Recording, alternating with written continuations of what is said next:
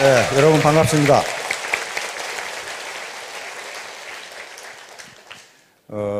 아침에 이 용인에서 이 차를 타고 왔는데요.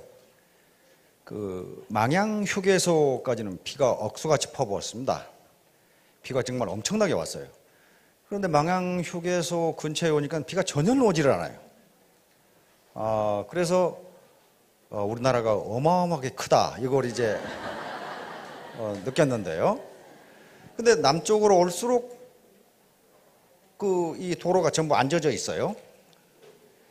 1980년대, 70년대요. 아시아 신흥개발도상국을 이 구미의 학자들은 네 마리의 호랑이, four tigers 이렇게 불렀습니다. 그런데 거기에 무슨 말이 있냐면요. 네 마리의 호랑이, 즉 four tigers 중에 한국만이, 코리아만이 강대국으로 나아갈 수 있다. 그렇게 돼 있어요. 왜 그러냐면 나라가 워낙 크니까. 생각해 보세요. 근데 그때 포 타이거스가 싱가포르, 홍콩, 타이완 그리고 대한민국이었어요. 이게 아주 이 1970년대부터 경이적인 경제 성장을 하는 그런 국가였거든요. 그런데요, 싱가포르하고 홍콩을 합한 면적이 제주도보다 작습니다. 두 나라를 합한 게 물론 홍콩은 이 정치적으로는 중국에 지배하에 있지만 경제적으로는 독립되어 있거든요. 싱가포르의 면적이 710평방킬로미터니까 그건 계속 간척 사업을 해가지고 조금 늘어가요. 늘어가는데 그 서울 면적하고 같다고 보시면 됩니다. 싱가포르는. 홍콩은 한 1100평방킬로미터니까 두 개를 합한 거 그것이 제주도의 1800평방킬로미터하고 비슷해요. 그러니까 그 두 개를 합한 것보다 작았고 타이완은 36,000평방킬로미터니까 우리 경상남북도를 합한 것 정도 됩니다. 그런데 지금 어마어마한 경제력을 가지고 있거든요. 그런데 이 나라들의 경제력을 다 합한 것이 현재 우리나라 경제력이에요. 그냥 강대국이 될 수 있어요. 비가 오니까 또 생각나는 게요. 여기 이 연세 드신 분들은 우리가 남북 적십자회담을 처음 했을 때 아마 기억 생생하실 겁니다. KBS에서 막 중계하고 평양에 중계하고. 근데 그 당시에 거기 갔다 왔던 기자가 써놓은 기사가 생각나더라고요. 어떤 녀석이 살수차로 거리에 물 뿌리는 차 있죠. 추럭으로 평양 시내에 계속 물을 뿌리고 있는 거예요. 거리 도로에다가 먼지 안 나라고 뿌리고 있는 거죠. 근데 물을 뿌리는 것까지는 좋은데 그때 소나기가 퍼붓고 있었다 그 말이에요 지금. 그러니까 이 녀석은 누군가가 물을 뿌리라 그러니까 소나기가 퍼붓고 홍수가 나건 저는 그것만 그냥 아무 생각 없이 그냥 끌고 다니면 되는 거죠. 아무 생각 없이 그냥. 그건 자기하고 관계없는 일이고 뭐 홍수가 나건 소나기가 퍼붓건 자기는 물을 뿌리라고 그랬으니까 계속 뿌리고 돌아다니는 거죠. 근데 그 사람만 그렇게 정신없이 사는 것 같을 때는 저도 그렇더라고요. 장마가 져가지고 이 습도가 이렇게 높은데 하루 종일 가습기를 틀어놓고 앉아 있었거든. 아무 생각 없는 거지. 그 가습기에서는 그래 그게 나오는 거다 이렇게 생각하고. 그러니까 깜빡하면은 그렇게 아무 생각 없이 살 수가 있어요. 어떤 술이 거나하게 취한 사나이가 명동에서 택시를 탔습니다. 기사 양반, 명동으로 갑시다. 그러니까 운전기사 아저씨가 여기가 명동입니다. 그러니까 이 사나이가 돈을 주면서 차비 여기 쏘이다. 그러나 앞으로는 이렇게 빨리 달리지 마시오.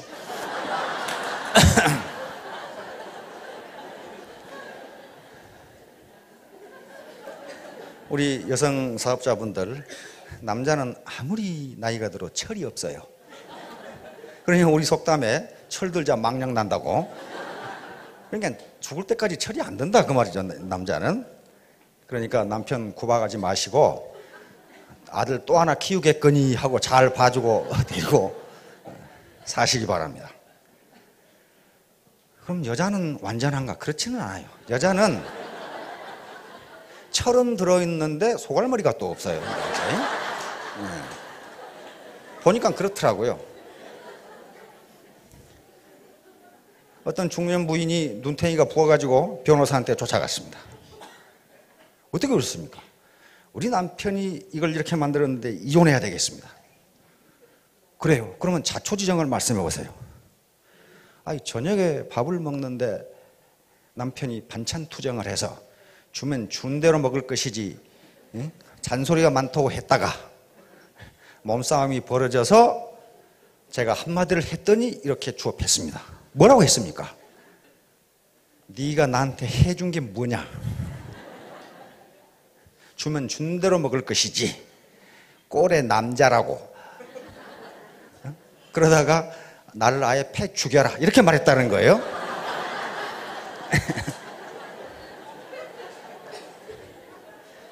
그 말을 듣고 있던 변호사가 이혼하지 마시고 그냥 사시죠. 남편이 참으로 훌륭하십니다. 패 죽이라고 그랬는데 죽이진 않고 패기만 했지 않습니까?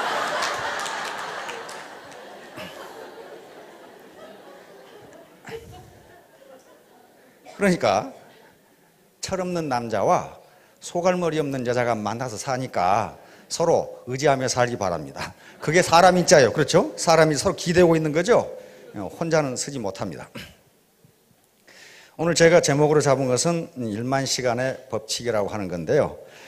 요건 지금 미국의 이 신경과학자인 데니엘 레비틴이라고 하는 교수가 있습니다. 한번 비춰보세요. 제 데니엘 레비틴 교수인데, 네, 저 양반입니다. 데니엘 레비틴 교수가 지금 캐나다 이 맥길 대학의 신경과학 교수이자 심리학 교수이고 음악이론 교수이자 컴퓨터과학 교수 그리고 교육학 교수로 있는 분입니다. 좀 묘한 사람은 묘한 사람이에요. 조금.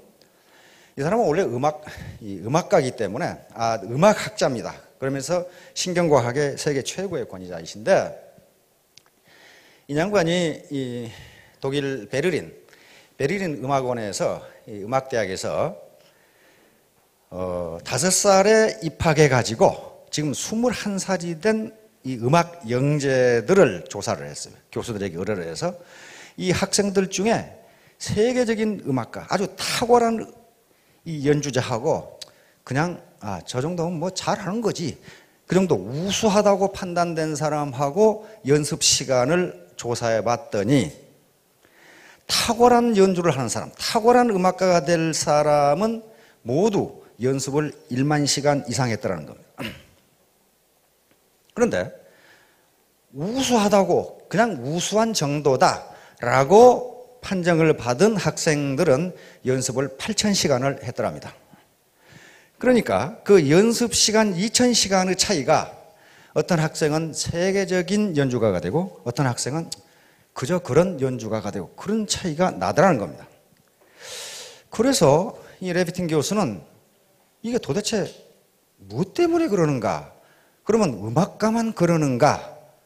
그래서 모든 분야에 그저 보통인 사람과 그 분야에 탁월한 사람들의 연습 시간을 모두 조사를 했어요. 농구 선수를 조사했어요. 그래서 농구 선수를 조사해 봤더니 역시 세계적인 농구 선수는 연습 시간이 10,000시간 이상이더라는 거예요. 요 배구 선수를 조사했고, 스케이트 선수를 조사했고, 피아니스트 조사하고, 그 다음에 심지어는 뭐까지 조사했냐면 도둑놈까지 조사했어요. 도둑질을 잘하는 놈과 못하는 놈은 연습 시간이 어느 정도인가. 근데 역시 세계적인 도둑놈은 도둑질 연습을 10,000시간 이상 했더라는 거예요. 그래서 이분이 결론을 내렸습니다. 어떤 사람이든 그 IQ에 관계없이, 초기에 이 일을 시작할 때의 능력에 관계없이 무조건 그 분야에서 성공하려면은 10,000시간 이상 연습하지 않으면 안 된다는 결론에 도달했습니다. 그래서 많은 학자들이 벌떼처럼 달라들어가지고 과연 그런가를 연구해 봤더니 지금까지 학자들이 연구한 결과는 단 하나의 예외도 없다는 거예요. 단 하나의 예외도 없다. 적어도 본받을 만큼 성공한 사람들은 1만 시간 이상 훈련이나 연습을 하지 않은 사람이 단 한 사람도 없다. 심지어는 도둑놈까지 똑같다. 가수도 그렇고 다 똑같다. 근데 이 1만 시간의 법칙이 세상에 크게 알려지게 된 건 말콤 그래드웰이라고 하는 사람이 있습니다. 말콤 그래드웰이라는 지금 뉴요커에 거기서 기사를 썼고, 지금은 이 저술가로 있는데 이 양반이 써서 아주 세계적인 베스트셀러가 된 아웃라이어라는 책이 있습니다. 우리나라에 지금 시중에도 번역되어 나와 있어요. The Story of Success에서 성공 이야기. 이 사람이 쓴 이 책이 나옴으로써 지금까지 성공에 대한 관념이 완전히 바뀌었어요. 다시 말하면 지금까지는 성공하는 사람은 원래 타고날 때 유전자 자체가 다르다, 머리가 좋았다 그랬는데 그렇지가 않더라는 거예요. 전혀 그렇지가 않더라는 거예요. 적어도 아무리 머리가 좋아도 1만 시간 이상 연습하지 않고는, 1만 시간 이상 훈련하지 않고는 일정한 수준에 도달할 수 없다는 결론에 도달했어요. 그래서 이 사람이 몇 사람은 예를 들었습니다. 모차르트는 인류가 낳은 가장 위대한 음악자라고 그러죠. 기록에 하면 6살 때부터 작곡을 시작했다고 그러니까. 그러나 6살 때부터 작곡을 시작했는데 지금 음악학자들은 그것은 모차르트가 한 것이 아니고 모차르트 아버지가 했다고 믿고 있습니다. 그리고 모차르트가 실제로 작곡을 시작한 것은 11살 때 시작했어요. 피아노 협주곡을 작곡을 시작했는데 그때 작곡한 것은 별것도 아니에요. 그런데 10년 후인 21살 때 작곡한 피아노 협주곡부터 드디어 명곡이 되기 시작합니다. 다시 말하면 10년간 죽으라고 했다는 거예요. 10년간. 하루에 3시간 10년간 하면 10,000시간이 돼요. 두 번째로 예를 든 게 빌 조이라고 하는 사람이 있습니다. 빌 조이 하면 사진 한번 비춰요. 빌 조이인데요. 빌 조이는 잘 모르실지 모르겠는데 선 마이크로 시스템이라는 회사가 있어요. 우리나라에 들어와 있죠? 선 마이크로 시스템. 그게 워크스테이션을 세계적으로 독점하고 있는 이 회사이고 이 인터넷에서 자바 프로그램을 개발한 사람입니다. 지금도 쓰고 있죠. 30년 전에 개발했는데 이 양반은 수학 천재입니다. 대학 우리 같으면 SAT니까 우리 같은 대학 예비고사 수능 시험이죠. 수능 시험 수학에 만점을 맞았으니까. 그러면 이 사람이 만점을 맞았으니까 그러니 컴퓨터 천재가 되느냐? 천만의 말씀이에요. 자기 증언에 의하면 71년 대학에 들어가서 무려 5년간을 하루에 3시간밖에 안 했어요. 뭐 했느냐? 자판 위에서 엎드려 자면서 컴퓨터 프로그램을 했습니다. 그게 1만 시간이 넘어요. 자기 입으로 내가 그 프로그램을 연습한 게 1만 시간이 넘는다 이렇게 이야기를 했어요. 그래서 지금 세계적인 선 마이크로 시스템이라는 회사를 만든 사람이에요. 세계적인 프로그래머가 됐고 인터넷에서는 오히려 마이크로소프트보다 더 언어로서는 낮게 보는 사람입니다. 그 다음에 또 이 말콤 글래드웰이 같은 사람 중에 역시 누가 나와요? 비틀즈가 나와요. 비틀즈 아시죠? 1960년대 음악뿐만 아니라 세계 사회와 문화를 완전히 뒤집어 놓은 비틀즈는 영국의 리버풀이라고 하는 작은 도시에서 결성된 그게 밴드 마스터들입니다. 보컬 사운드란 말이에요. 4명이 했죠. 존 레논, 그 다음에 조지 해리슨, 그 다음에 폴 맥카트니, 그리고 링고 스타 4사람이죠. 이 사람들이 이렇게 세계를 뒤집어 버린 것은 음악 천재여서가 아니고 물론 음악의 자질이 있죠. 존 레논 같은 사람은 독일 함부르크에 가가지고 무려 4년 동안 하루에 8시간씩 연주를 한 거예요. 남들이 놀고 있을 때. 그래가지고 그런 세계를 뒤집어 버리는 음악이 나온 거예요. 그 다음에 빌 게이츠 예를 또 들고 있어요. 말끔 그래도. 빌 게이츠는 뭐 마이크로소프트는 모르는 사람이 없을 거예요. 빌 게이츠 그 친구는 하버드 대학 2년을 중퇴한 사람이거든요. 그러니까 대학 가다 중퇴하면 성공하는가 보다. 천만의 말씀. 그렇게 되는 게 아니에요.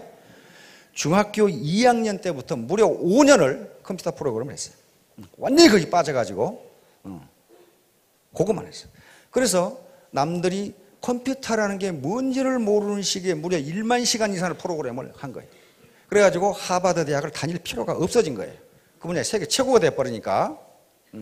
이와 같이 말콤 그래드웰은 여러 가지 사례를 들면서 그 머리가 아무리 좋아도 1만 시간 이상을 연습하지 않으면 그 누구도 성공할 수 없다.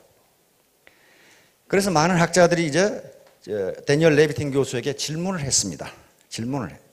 어떤 질문을 했냐면요. 그러면 모든 사람이 1만 시간을 연습하면 다 천재가 되느냐?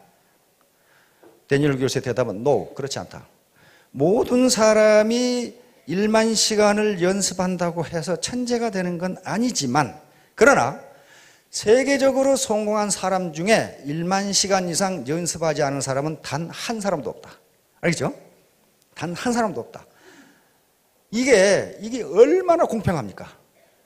만약에 IQ가 높은 사람은 조금 덜 해도 되고 IQ가 낮은 사람은 조금 더 해야 되고 좀 몸이 건강한 사람은 조금 덜 해도 되고 그렇다면은 아마 타달 때가 많을 거예요. 아이고 우리 부모가 나를 이렇게 나눠가지고 결국 안 되는구만. 그런데 지금까지 뇌신경과학자들의 연구에 의하면 머리 IQ에 관계없이 어느 누구도 세계적인 명성을 얻을, 다시 말하면 그 해당 분야의 전문가, 존경받을 만한 전문가가 되는 데에는 1만 시간 이상 투입하지 않으면 안 된다. 이렇게 되죠. 안 된다. 자, 지금까지 제가 지금 하는 얘기는 지난주부터 여기에 모이신 분들이 세 가지 의문을 가지고 계실 거라고 그런 얘기를 했습니다. 첫째, 요 네트워크 사업을 할 것인가 말 것인가. 두 번째, 만약에 한다고 결심하면 어떻게 할 것인가. 세 번째는 나 같은 사람도 성공할 수 있을 것인가. 요 세 가지 문제예요. 그래서 할 것인가 말 것인가에 대해서 지난주에 말씀을 드렸습니다. 즉 할 것인가 말 것인가. 요 모든 성공의 가장 중요한 3대 요소는 차가운 머리, 자신만 냉철한 이성이라고 했습니다. 올바른 판단력, 그리고 따뜻한 가슴, 그리고 부지런한 손발. 요 세 개가 있지 않으면 절대로 되질 않아요. 우선 할 것인가 말 것인가를 결정해야 되는데 차가운 머리, 냉철한 이성으로 분석해 봐야 됩니다. 첫째가 이 회사가 합법적인가? 합법적인가? 물론 회사라는 이름 위에 간판을 걸었으면 합법적입니다. 그러나 겉으로는 합법적이지만 속으로 불법을 행하는 회사들이 비일비재합니다. 그런 걸 보셔야 된다. 냉철한 머리로 판단해 보셔야 된다. 두 번째는 경영자의 도덕성과 경영 능력이에요. 도덕성이 무지무지하게 중요합니다. 도덕성이 또 아무리 좋아도 경영 능력이 형편없으면 그건 비전이 없어요. 그래서 그걸 판단해 보셔야 됩니다. 세 번째는 제품의 질과 가격입니다. 제품의 질이 좋고 가격이 적정한 것이냐를 따져봐야 돼요. 제품의 질이 좋고 가격이 비싼 것은 시중에 얼마든지 있어요. 소위 명품이라는 것들이 다 그런 것들이에요. 그러나 제품의 질도 좋지만은 서민이 쓸 수 있는 가격인가 하는 걸 따져보셔야 돼요. 네 번째는 보상 플랜. 내가 열심히 뛰었는데 빨대 꽂아 다 빨아먹고 나한테 오는 것이 없다. 위에서 다 빨아먹고 없다. 그렇다면 그거 뭐 할라 해요, 그런 거. 그런 회사들 무지무지 많습니다. 무지무지 많아요. 돈이 되긴 되는데 누구 돈이 되느냐? 경영진과 상류층에 돈만 돼요. 자기는 안 되는 경우. 여기 뭐 오늘 중국 분들이 안 와서 그러는데 제주는 곰이 놓고 돈은 떼놓이 온다고? 엉뚱한 놈들이다. 그건 안 돼요. 보상 플랜. 마지막으로 비전이 있느냐 하는 걸 봐야 됩니다. 비전. 그런 걸 냉철한 머리로 판단해 보시고 따뜻한 가슴으로 판단해야 될 것은 내가 하는 이 일이 옳은 일이냐 하는 걸 따져봐야 돼요. 합법적이지만 옳다고 할 수 없는 일이 세상에 무지무지 많아요. 그리고 기업들에 그런 게 굉장히 많습니다. 법에 저촉되지는 않지만은 저게 과연 도덕적으로 옳은 것이 하는 것들이 많아요. 예를 들어서 몇 년 전에 어디 해안에 기름이 쏟아 부어졌어요. 그렇죠? 그런데 기름 오염과 관계된 회사는 기름 제거에 나타나지도 않았고 아직까지 10원도 보상 안 해줬어요. 법적으로는 아무 하자가 없습니다. 그러나 그걸 도덕적으로 옳다고 할 수는 없어요. 그렇잖아요. 그런 일들이 비일비재해요. 그러니까 과연 내가 지금 이 하는 일이 요 제품 좋고 가격 좋은데 요걸 과연 내 친구나 누구에게 전달하는 것이 옳은 일인가? 그 다음에 따뜻한 마음으로 판단해야 될 게 두 번째는 보람 있는 일인가? 보람이 없으면 아무 일도 못합니다. 보람에 대해서는 시간 있으면 또 다시 한번 언젠가 이야기할 텐데요. 보람 있는 일인가? 기적의 사명선언문이라는 책이 몇 년 전에 우리 사회에서 이 베스트셀러가 된 적이 있습니다. 한 사학가가 쓴 건데요. 로라 베스라고 하는 사학가가 쓴데 거기에 우리나라 송영근이라는 분이 번역을 했는데 그 서문에 이런 얘기가 있습니다. 중세 어떤 신부가 길을 지나가는데 3명의 석공이 돌을 쪼고 있어요. 그래서 이 신부님이 한 석공에 물었습니다. 당신은 지금 뭘 하고 있습니까? 그러니까 이 석공이 대답하는 게 보면 모르셔. 돌 쪼고 있지 않소. 두 번째 석공에게 또 물었습니다. 뭘 하고 계십니까? 목구멍이 포도청이라 돌 쪼고 있지 않소. 세 번째 석공에게 또 물었습니다. 뭘 하고 계십니까? 아름다운 성전을 지을 주춧돌을 제가 만들고 있습니다. 이렇게 대답했단 말이에요. 그러면 돌을 쪼고 있다는 행위는 똑같은데, 첫 번째, 범은 모르죠. 돌 쪼고 있지 않습니까? 그러면 이놈은 지가 지금 뭘 하고 있는지를 모르는 거예요. 뭐 때문에 돌을 쪼고 있는지 전혀 모르는 거죠. 두 번째 석공은 목구멍이 포도청이니까 하는 수 없이 한단 말이에요. 세 번째 석공은 돌을 쪼는 하찮은 일이지만은 자기가 쪼는 이 돌이 거대한 성전에, 아름다운 성전에 주춧돌이 된다는 것을 하고 있으니, 생각하고 있으니 누가 돌을 아름답게 그리고 빨리 잘 쪼개나, 그 말이에요. 다시 말하면 이 일이 보람 있다고 생각해야 뭔가 잘 되는 거지. 돈 벌기 위해 산다든가 하는 수 없이 한다든가 내가 지금 뭘 하고 있는지 모르고 한다든가 북한에 물 뿌린 놈처럼 그래가지고는 잘 되지 않는다 그런 말이에요. 그래서 과연 이 보람 있는 일인가를 생각해 보셔요. 오늘 말씀드리려고 하는 것은 바로 두 번째, 어떻게 할 것인가 하는 거예요. 어떻게 할 것인가. 바로 1만 시간의 법칙이라는 게 반드시 필요하다. 반드시 필요하다. 왜 1만 시간이라는 게 필요하냐? 왜 1만 시간이라는 게 필요하냐? 뭔가를 극복하는데 그 정도 시간이 필요하다. 뭔가를 극복하는데. 그런데 1만 시간이 어떤 시간인가 생각해 보면 하루에 3시간씩에서 3년이 걸리는 시간이고 하루에 6시간씩 하면 5년이 걸리는 시간입니다. 바로 빌 게이츠나 아까 빌 조이라든가 비틀즈라든가 하는 사람들은, 비틀즈는 자기 증언에 의하면 하루에 8시간씩 연주를 했다고 그래요. 그래서 4년을 했어요. 그러니까 세계적인 음악가 되어버렸어요. 빌 조이와 이 빌 게이츠도 자기들 증언에 하면 5년간을 그렇게 했어요. 새벽 3시, 4시까지 계속 하루에 2~3시간 자고 컴퓨터 프로그래밍을 했다고, 그래서 자신들 입으로 1만 시간이 넘을 거라고 그렇게 이야기를 합니다. 그래서 세계적인 컴퓨터 프로그래머가 됐고 세계적인 기업의 경영자가 됐습니다. 그걸 더 열심히 한다면, 예를 들면 하루에 10시간씩을 투입한다면 3년이 걸리는 시간입니다. 아까 여기 있었던 리더들이 전부 다 3년 만에 올라온 사람입니다. 밤낮 없이 뛴 사람들이. 밤낮 없이. 자, 그래서요,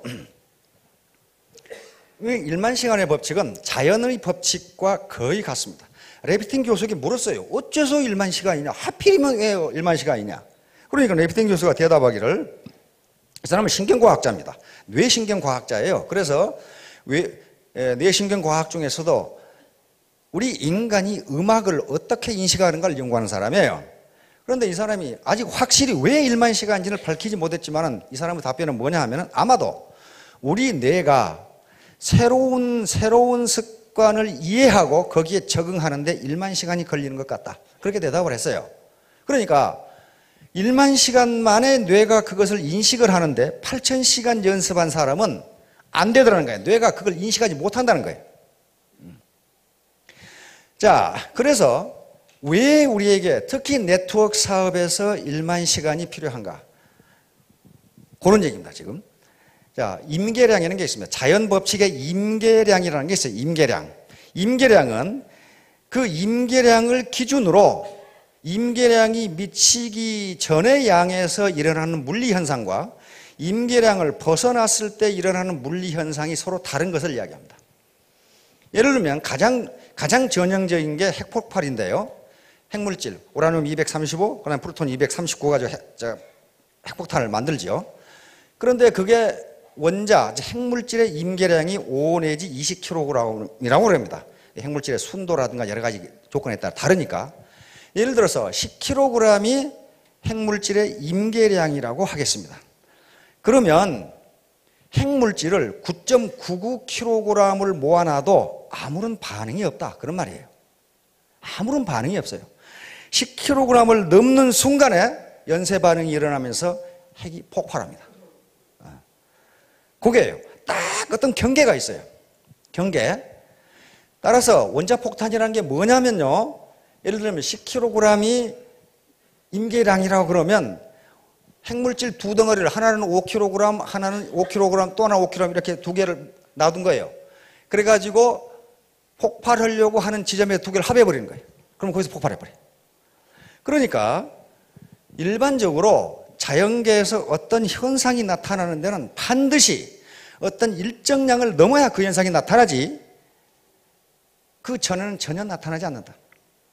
제가 삼성학교 교수로 있을 때 젊은 중이가, 건장한 중이가 하나 있어요. 그런데 이 녀석은 말이죠, 등푸른 생선만 먹으면 두드러기가 나요. 근데 등푸른 생선이 좋다는 건 다 알죠. 근데 이놈은 등푸른 생선을 먹을 수가 없어요. 그래서 병원에 군의관한테 가서 왜 이런 현상이 나타나냐 물었더니 그 중이 몸에 등푸른 생선에 들어있는 무슨 산인가가 있다 그래요. 그게 임계점 바로 밑에 있다는 거예요. 그래서 그걸 먹으면 두드러기가 바로 나타난다는 거예요. 그게 임계점이에요. 그러니까 그 임계점을 넘지 않으면 이 장교의 몸에는 전혀 반응이 없어요. 전혀 아무런 두드러기로 전혀 반응이 없어요. 건강에 이상이 있다 전혀 반응이 없어요. 그게 임계점입니다. 자연현상에 이런 것이 있듯이 인간세에도 똑같이 있어요. 이게 창조의 법칙이니까 그렇단 말이에요. 똑같이 있어요. 우리가 어떤 노력을 할 때요, 일정 시간 이상 연습하지 않으면 한 단계를 올라가지 못해요. 그러면 이게 필요 없느냐? 그렇지가 않다는 거예요. 보통은 어떤 성과가 나타나지 않으면 거기서 중단해 버리니까 성과가 없는 거예요. 예를 들면 물통에 물을 붓는다고 합시다. 계속 물통에 불을 붓는데 물이 넘치지가 않아요. 그러나 어떤 한 방울에 물이 넘칩니다. 그게 임계량이에요. 그러면 그때가 앞에 부은 물이 필요 없느냐? 그렇지가 않다 이거예요. 그렇지가 않아요. 그게 있었기 때문에 결국 차가지고 어떤 순간에 물이 넘치게 되는 거예요. 인간에게 효과가 나타나는 것도 그 자연 법칙이 그대로 적용된다는 겁니다. 우리 누구지? 스케이팅 하는 김연아. 책에 보니까 요 뺑 도는 걸 10,000번 연습했답니다. 아무것도 아닐 것 같은데 나는 2번만 연습하면 되겠더만은 10,000번을 연습했다. 10,000번. 그런데 10,000번 중에 3,000번을 넘어졌답니다. 3,000번을 넘어졌다. 그래서 세계 챔피언이 된 거예요. 근데 또 더 깜짝 놀란 건요, 지난주에 SBS인가 무슨 TV 보는데 강서군가 하는 탤런트 겸 MC가 이렇게 사회를 보는데 가수가 하나 있어요. 김종민인가 이렇게 대담을 하더라고요. 그래서 노래 곡을 받으면 몇 번 연습하고 무대에 올라갑니까? 그러더라고요. 그냥 강서구는 잘 모르는 것 같아요. 아주 가볍게 물었어요. 그러니까 이 김종민이요, 저는요 다른 가수는 어쩐지 모르겠는데 곡을 한 번 받으면 10,000번 연습하는데요. 10,000번을 연습한다. 근데 그건 제가 확인을 했어요. 10,000번을 한다. 10,000번을. 그렇게 저 사람 가수가 된 사람이 노래에 선천적인 체질, 이 소질이 있는 사람들이에요. 그런데 그걸 10,000번을 연습해 나간다. 그리고 그렇게 연습한 노래도 밤무대에 서려고 그래도 서기 전에 200번을 연습한답니다. 자기 노래인데. 그래야만 어떤 영감이 들어온대요. 그 노래를 부를 수 있는 그 정도예요. 그게 프로들의 세계입니다. 그래서요, 어떤 모임에서 우리 사회에 누구나 아는 유명한 가수가 왔어요. 그래서 갑자기 그 가수가 나타나니까 노래 하나 불러달라니까 안 해요. 왜 하느냐 그랬더니 저 반주자하고 내가 맞춰봐야 되는데 맞춰본 적이 없다는 거예요. 그러니까 가수는 자기 브랜드 파워가 있잖아요. 거기서 반주하고 맞지도 않은 노래를 부를 수는 없잖아요. 그러나 그 자리가 상당히 점잖은 자리고 무게 있는 자리였기 때문에 계속 요청을 하니까 그렇다면 반주 없이 그냥 부르겠다고 그러더라고. 그만큼 프로들은 연습을 하지 않고는 서지 않습니다. 무대에 서질 않아요. 모든 사람이 다 그랬어요. 에디슨 같이 발명왕 어떻습니까? 인류 역사상 가장 많은 발명한 사람이에요. 1039가지인가 했죠. 특허와 발명이. 그런데 뭐라고 그랬어요? 전등 하나 만드는데요, 에디슨의 자서전에 보면 뭐라고 써놨냐면, 내가 전등을 만드는데 9,999번을 실패했더니 한 기자 녀석이 와서 내가 또 만들고 있으니까 10,000번을 실패하냐고 물어보더라 그 말이에요. 그래서 에디슨 대답은, 이 사람아, 나는 실패한 적이 한 번도 없네. 불이 안 켜지는 방법을 9,999가지나 알아냈네. 그러더라고요. 근데 에디슨도 자기가 몇 번 실패한지를 잘 모르는가 봐요. 다른 사람이 쓴 에디슨 전기원에 3,000번을 실패했다가 나와요. 여러분 생각해 보세요. 백열전구 만드는데 3,000번을 실패했는데 계속했다. 그게 머리가 좋은 사람입니까? 별로 안 좋아요. 초등학교 3개월 다녔죠? 그런데 사명감을 가지고 그렇게 했어요. 에디슨의 모든 말은 그렇게 돼 있어요. 그 다음에 뭐라고 돼 있느냐? 천재는 1%의 영광과 99%의 노력이다. 천재란 단순히 자기가 맡은 일을 끝까지 해내는 인내심을 가진 사람이다. 이렇게 돼 있어요. 자기가 그렇게 했거든요. 그리고 내가 만든 모든 발명품은 우연히 된 것이라고는 하나도 없다. 내가 땀을 쏟고 그 다음에 연구를 해서 나온 것이다. 정말 그랬어요. 그런 식으로 했어요.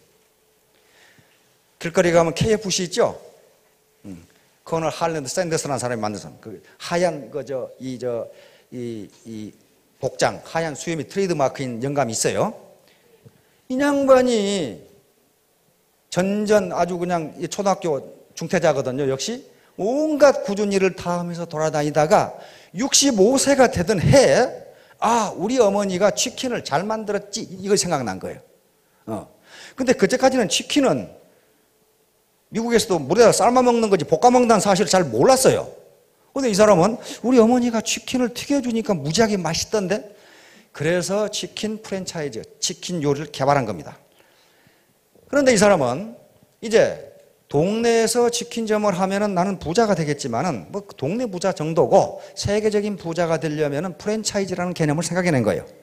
그래서 돌아다니면서 프랜차이즈에 가입하라고 그러니까 65세 먹은 할아버지가 자기가 맛있는 치킨 요리를 개발했다고 그러니 누가 그 말을 믿겠어요? 그래가지고 무려 그 미국을 3년을 돌아다닙니다. 그래서 그 책이 우리 시중에 나와 있어요. 1009번의 거절. 1009번을 거절당했어요. 당신이나 잘라, 당신이나. 근데 1010번째 보스턴에서 제1호 가맹점이 나옵니다. 그게 샌더스의 나이 68세 때예요. 그래 지금은 세계적으로 3만 개가 넘는 KFC 체인이 있습니다. 자, 그런 식으로 그 양반이 100번 거절당했을 때 그만두었다. 성과가 나지 않습니다. 1009번 거절당해 1008번째 그만뒀다. 그럼 어때요? 지금도 알거지야. 그렇죠? 1009번 거절당하고 1010번째 성공한 겁니다. 그게 임계점이에요. 임계점. 자, 그게 하나가 가입하니까 어떻게 되겠어요?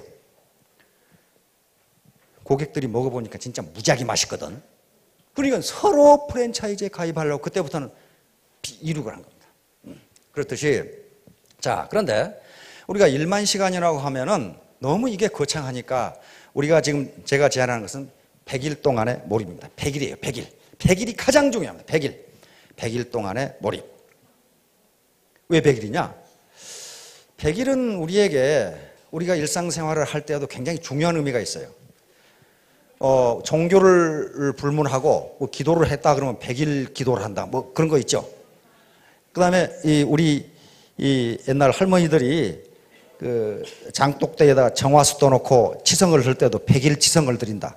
100일이란 그래서 어떤 이게 무슨 미신적인 의미가 있지 않느냐 천만의 말씀 그렇지가 않습니다. 과학적 의미가 얼마든지 있습니다. 100일이라고 하는 것이 또 가장 흔한 게 어린애들 태어나서 100일 잔치.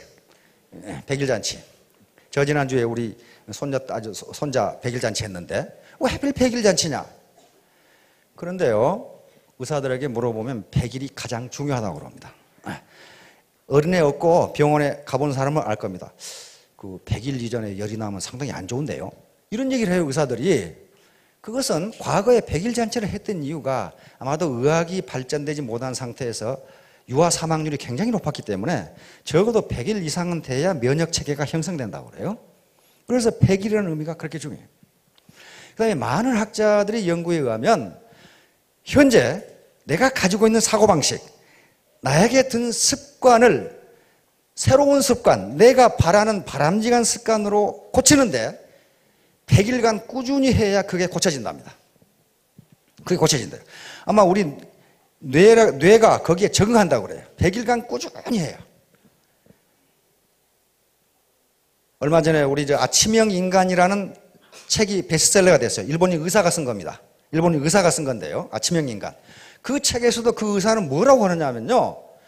전부 지금 젊은이들인가 모든 사람들이 올빼미형 인간이 돼 있대요. 아침에 늦게 일어나고 밤새도록 돌아다니는.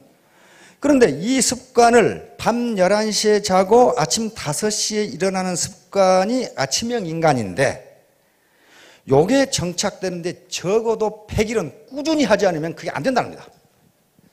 그 의사 얘기예요, 의사가. 의사 얘기예요. 100일은 해야 그게 된대요. 심지어는요, 대관령에서 명태 가지고 황태 만드는데도 100일은 해야 된답니다. 그 자료를 조사해 보니까 그게 20번을 얼었다 녹아야 된다는데요. 20번을 얼었다 녹았다 하고 바람이 불어야 되고, 그런데 그게 약 100일 걸린답니다. 그렇지 않고서는 맛있는 황태가 안 된대요. 100일이라는 의미가 그런 의미를 가지고 있습니다. 그 다음에 더욱더 과학적인 것은요, 우리 몸의 세포가 60조 개라고 그러는데 그건 누가 세봤는지는 잘 모르겠어요. 하여간 무지하게 많아요. 근데 하루에 수백억 개가 죽고 수백억 개가 새로 생겨난답니다. 그러면 예를 들어 500억 개가 죽는다. 그러면 우리 몸이 새로운 세포로 완전히 바꿔지는데 얼마 걸려요? 100일이 걸립니다. 100일이 걸려요. 그래서 아들 군대 갈 때 아이고 이 자식 잘 갔다 오라 이렇게 아는 분은 100일 후에 휴가 나오면 그 몸뚱이는 다른 몸뚱이에요. 전혀 처음에 안 왔던 몸뚱이는 전혀 아니에요. 자, 이와 같이 우리가 100일간 뭔가를 꾸준하게 지속하면은 우리 뇌세포 그리고 우리 세포가 이게 정상적인 상태라고 인식을 한다는 거예요. 그래서 습관이 바뀌어지는 거예요. 그래서 100일간의 몰입, 100일간의 정진이 가장 중요합니다. 그런데 네트워크 사업에서는 100일이 더욱 중요해요. 굉장히 중요한 게요. 왜 그러냐면요, 네트워크 사업에는 다른 사업하고는 달리 무지무지하게 극복하기 어려운 점들이 있어요. 그것은 100일간 정진하지 않고서는 도저히 극복이 안 돼요. 그런 문제가 뭐가 있을까요? 첫째, 체면과 자존심이에요. 내가 어떻게 살아왔는데. 특히 정서, 이성보다는 감성이 앞서는 한국인에게 있어서 체면과 자존심이라고 하는 문제를 극복한다는 게 쉬운 일이 아니에요. 그것은 내 세포, 그 다음에 내 사고방식에 들어가 있기 때문에 이걸 그냥 100일간 정진하지 않고서는 바꿔지지 않는다. 특히 사회적으로 성공했던 삶, 그리고 사회적으로 존경받았던 직위에 있던 분들이 더욱더 그래요. 제가 그런 삶을 살아와서 알거든요. 바꾸기가 무지무지하게 힘들어요. 그런데 이게 옳고 이것이 보람 있다고 생각하고 밀어붙여서 100일간 하면 이게 바꿔져요. 바꿔진다고 하는 거예요. 엊그제 지난주에 제가 이사를 했고 또 쿠웨이트 대사를 하던 친구가 귀국을 했어요. 그래서 입국 축하 겸 지금 본부대사로 있는데 이모부 장군들하고 교수 한 10여 명을 초청해서 집에서 파티를 했습니다. 그런데 그 대사 부인이 애터미 화장품을 보더니 깜짝 놀래요. 이거 어디서 났냐고 물어보더라고. 당신 이걸 어떻게 하냐고 그랬더니 글쎄 어디서 났냐고 이제 물어보는 거예요. 어디서 사면 되냐고 그렇게 물어. 깜짝 놀랐어요. 왜 그걸 나한테 묻냐고 그랬더니 뉴욕에 있는 자기 뉴욕으로 언니가 이민 갔거든요. 이 화장품이 싸고 매우 좋으니 이걸 바르라고 쿠웨이트로 보냈어요. 쿠웨이트 대사관으로. 그래서 이걸 지금 써보니까 무지무지 좋은데 다 떨어졌는데 언니한테 지금 뉴욕에 주문하려고 하는데 여기가 왜 이게 있냐 이게. 그래서 내가 그 부인들 집합시켜놓고 일장 훈시를 이제 하고 이 화장품을 한 달간 바르면 우리 문대사라든가 여러 장군들이 아침에 일어나서 아가씨 어디서 오셨냐고 이렇게 물을 거다. 그랬더니 이 대사 부인이 자기는 지금 이거 한 통을 다 발랐는데 이 문대사가 이 아가씨라고 안 부른다. 그래서 제가 답변하기를 너무 적게 바르니까 그런다. 왕창 발라라. 이제 그래서 내가 공짜로 한 세트를 줄 테니 다음부터는 너희들이 샀어라 그랬거든요. 어떻게 샀으냐? 회원에 가입해라. 그랬더니 가입하겠다. 그래서 이제 거기에 여러 명의 이 아줌마 패들을 회원에 가입시키고 그렇게 했어요.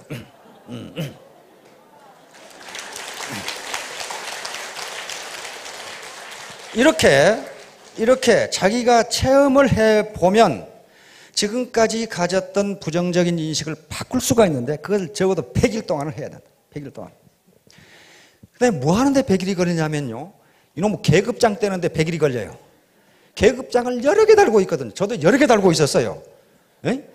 육사 졸업했지. 서울대학 졸업했지. 사관학교 교수였지. 미국에 유학 갔다 왔지. 박사학위 받았지. 육군 대령이었지. 그러니까 계급장 여러 개 붙어 있어. 이걸 떼기가 무지무지 어려워요. 지금 이 중에도 저보다 훌륭한 사람들이 무지무지 많아요. 공학 박사도 있고 심리학 박사, 정형외과 박사, 경영학 박사, 그다음에 회사 회장했던 분, 사장했던 분 많습니다. 수백억 수주를 받아서 일했던 분 많아요. 그런데 그 양반들 열심히 하시는 거 보면은 계급장을 완전히 뗐어요. 근데 지금도 계급장 붙이고 있는 사람이 죄다 많아, 굉장히 많아요. 그럼 100일간 정진을 안 해서 그래요. 계급장 그거 아무 필요 없어요. 자기만 그것이 계급장이라고 생각하지 다른 파트너는 뭐라고 생각합니까? 꼴에 진짜 육갑 떨고 있는 그런 식으로 전혀 인식을 하잖아요. 전혀. 그게 공주병하고 왕자병이에요. 공주병과 왕자병이 들었다는 것은요, 공주와 왕자가 아니란 걸 의미합니다. 진짜 공주와 진짜 왕자는 그런 병에 걸리질 않아요. 그렇잖아요. 그런 사람들은요, 다른 사람을 우습게 봐요. 내가 누군데. 야, 근데 공주병에 걸린 분들을 보면요, 그 얼굴이 공주가 아니에요, 사실은. 아주 평범한데 자기는 공주라고 생각한단 말이에요. 그런 분들이 많아요. 어떤 성당에서 부인이 와가지고 신부님, 저는 제 얼굴이 너무 아름다워서 하루에 몇 번씩을 제 얼굴을 보고 감탄을 하는데 이것도 죄입니까? 신부님이 대답하시기를 죄는 아닙니다만은 착각입니다. 이렇게 이제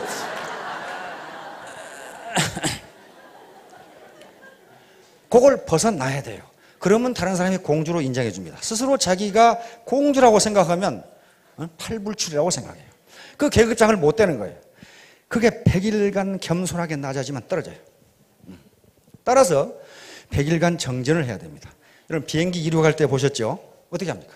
바로 뜹니까? 바로 뜨지 못합니다.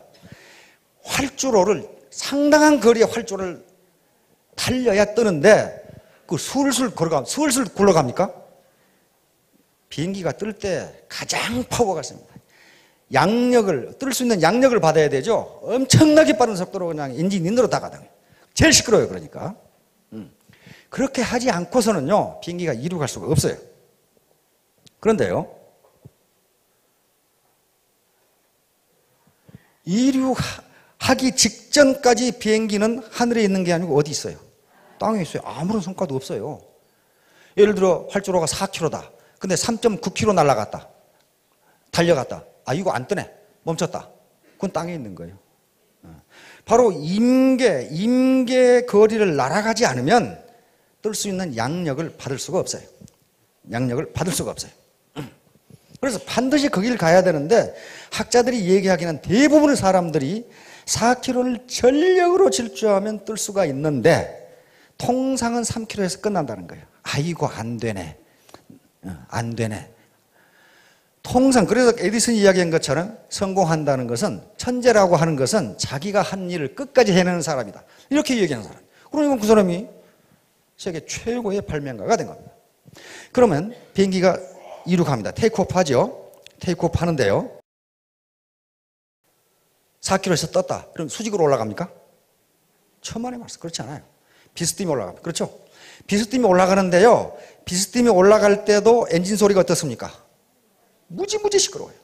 이게 쉽지가 않다는 거예요. 이게 올라가는데 올라가는 거 계기판 앞에 좌석 앞에 요 고도 나오죠? 보세요. 이렇게 올라가다 또 이렇게 가요. 그렇죠?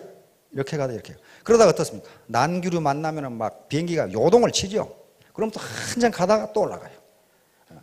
그래서 약 10km 또 11km 올라가면 어떻게 됩니까? 구름을 벗어나서 태양이 보입니다. 그렇죠? 태양이 보입니다.